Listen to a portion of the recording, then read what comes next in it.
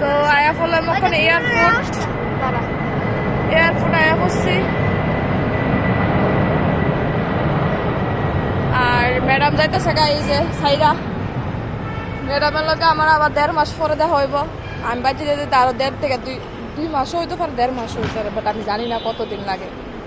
তো ম্যাডাম ওখানে এয়ারপোর্ট আয়া পড়ছি, ফ্লাইটে করে যাবো না।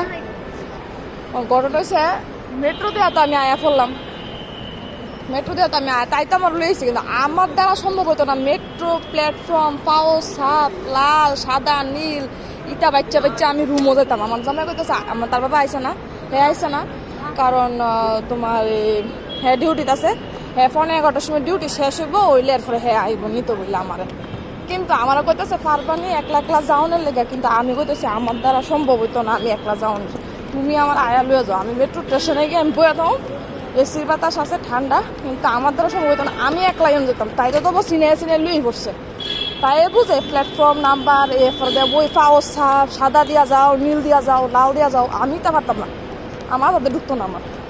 আমি বলতো তুমি আয় আমার লয়ে যাবা 1 নাম্বার। তো